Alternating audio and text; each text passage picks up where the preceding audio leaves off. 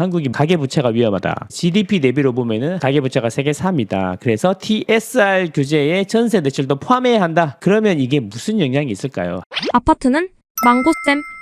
한은에서 보고서를 썼는데 이 보고서에서 이제 기자들이 원하는 부분을 딱 발췌를 해가지고 그 부분을 특히 강조하고 있겠죠. 가계부채가 세계 3위라는 거에 대해서 되게 위험하다. 20년 동안 이런 문제에 대해서 지속적으로 이야기를 했다. 2000년 초반부터 이런 이야기를 했다. 그런 이야기인데 그래서 DSR 규제를 강화해야 되는데 지금 전세자금이랑 중도금 대출이 DSR의 대출에 포함이 안 되잖아요. 물론 2주비 대출도 있어요. DSR에 포함이 안 되고 하니까 이거를 포함시켜서 가계부채를 줄이는 것이 어떠냐 이런 이야기가 그러니까 깜짝 놀라는 거죠. 와 전세자금 대출을 이제 DSR을 봐버리면 고가 전세 시장에서는 대출이 안 나와서 못 들어온 사람들도 있지 않을까? 그리고 대출을 받아서 전세 들어가려고 하시던 분들은 이제 전세자금 대출이 안 나와가지고 전세 시장이 약세로 돌아가는 거 아닌가? 이런 생각을 이제 하시는데 전세 가격이 높지 않으면 투자자들이 안 들어옵니다. 투자자들이 안 들어오면 전세 공급이나 임대 공급이 줄어요.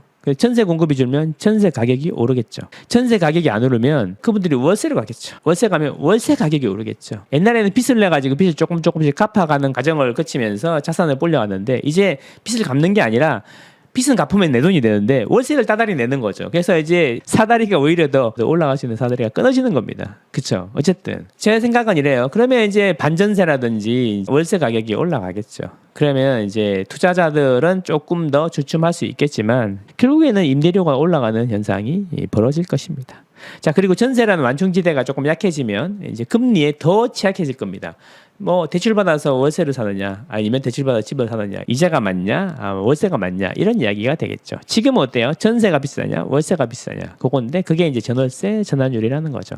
전월세 전환율이 올라가면 전세의 매력이 올라가는 거고 전월세 전환율이 떨어지면 월세의 매력이 올라가는 건데 지금은 전국적으로 전월세 전환율이 올라가고 있는 추세예요. 추세. 절대값이 중요한 게 아니고 추세가 중요한 건데 그럼 전국적으로 전세의 메릿이 올라가고 있다. 그러면 전세의 메릿이 올라가면 전세 수요가 늘어나게 되고 전세 가격이 반등하게 되는데 그게 이미 3, 4월부터 시작되었다. 그래서 전세 가격이 지금 빠르게 급 반등하고 있다. 어쨌든 DSR 규제. 자, 한국은행이 20년간 제기된 가계부채 문제를 해결하기 위해 전세 대출 보장한도를 축소해야 된다.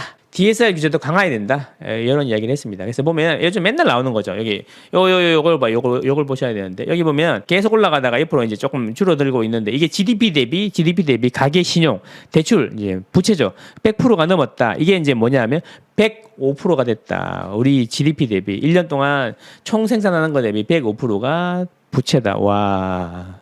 그래서 이게 미국, 프랑스, 독일, 영국, 일본, EU, 덴마크 뭐 11개국 통틀어서 우리나라가 더 높다. 그리고 호주, 스위스 다음으로 높다. 세계에서 세 번째다. 그래서 부채를 줄여야 되는데 이거는 알고 봤더니 가계대출이 되게 안정적이니까 은행들이 전부 다 가계에다가 대출을 해줘서 그렇다. 가계대출이 안정적이고 수익성이 높다. 연체율도 기업대출보다 낮다. 그래서 은행들이 이런 데에 집중한 거 아니냐. 그리고 집값도 오르니까 많이 받아서 그렇다. 이런 이야기예요.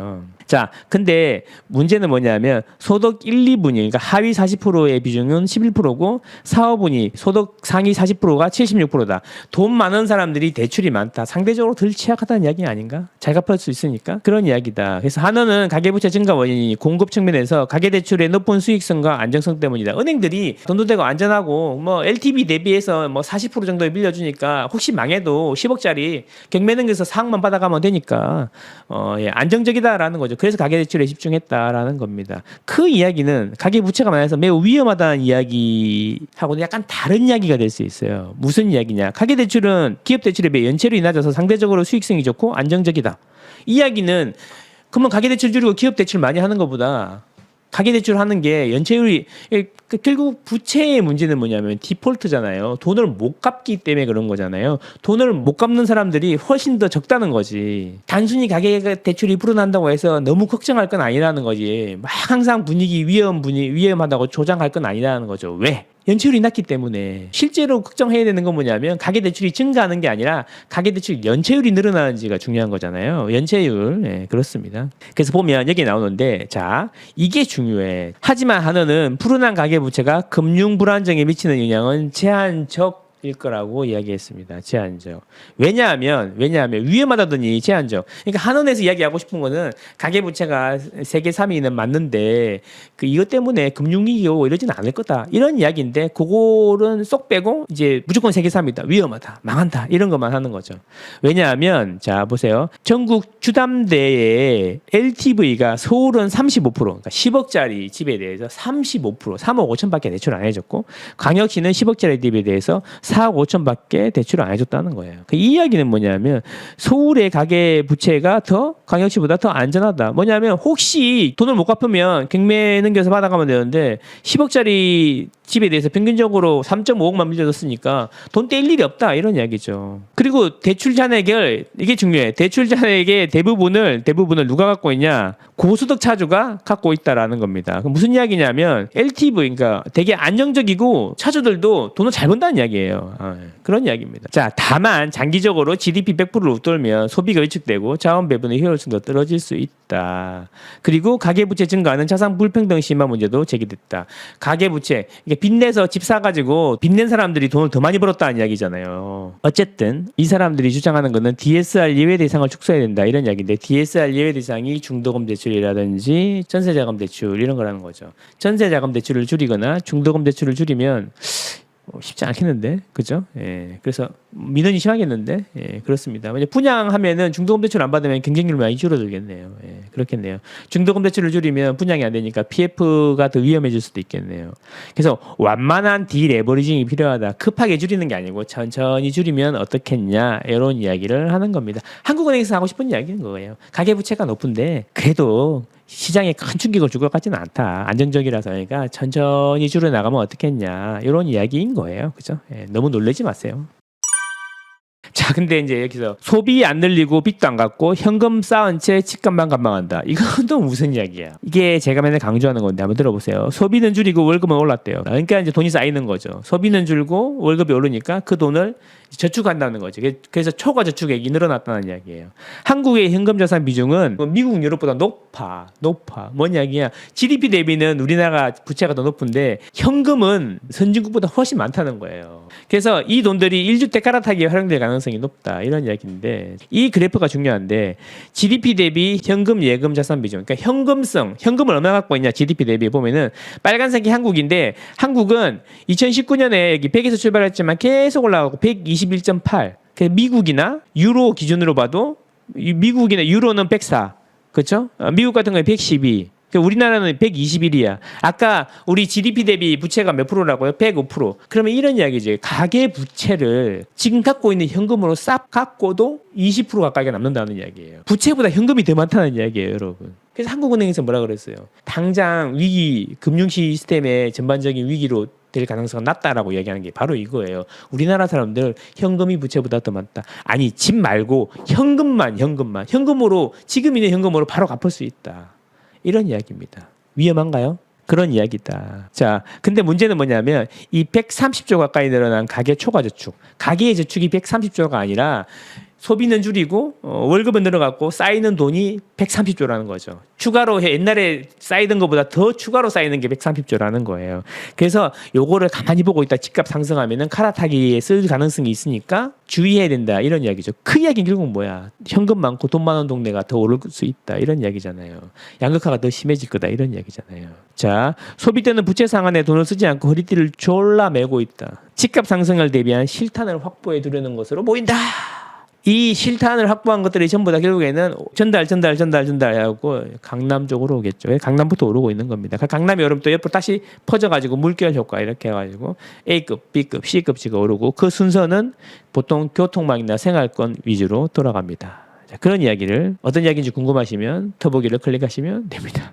자, 통상 주택구입 과정에서 대출을 활용하는 만큼 부동산 등 자산시장으로 유입될 수 있는 자금 규모는 훨씬 많을 것으로 추산된다. 주택가격 전망지수도 60에서 100으로 100이라는 이야기는 집이 오를 거라는 기대감이 훨씬 더 크다. 기준금리도 4회 연속 동결되는 거 보니까 다 올랐다. 시장에서는 올해 말이나 내년 초에 금리 인하할 거다. 이제 힘든 고비는 다 왔다. 좀만 더 참으면 된다. 이런 이야기네요. 그래서 가계의 금융자산이 1,006조랍니다. 1,006조.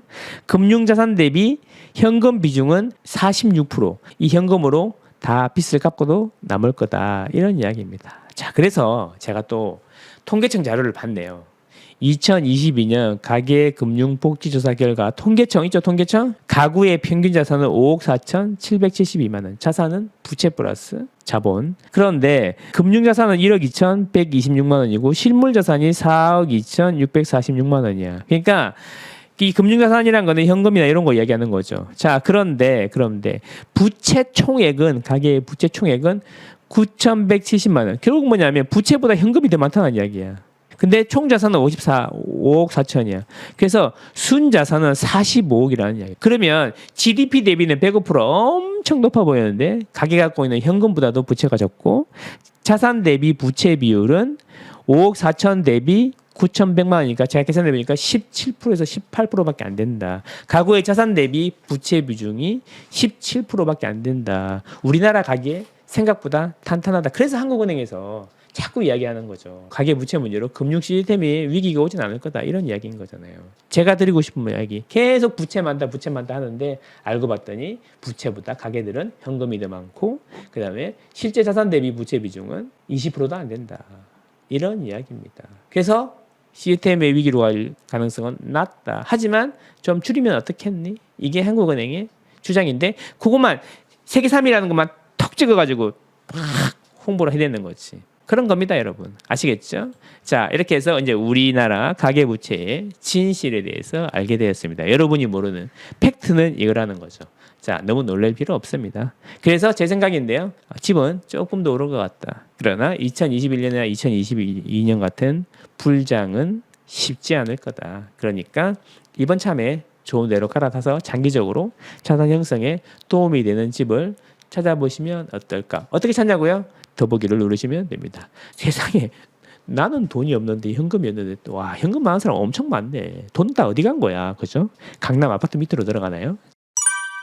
저는 여러분과 여러분 가족의 행복을 응원합니다. 안녕.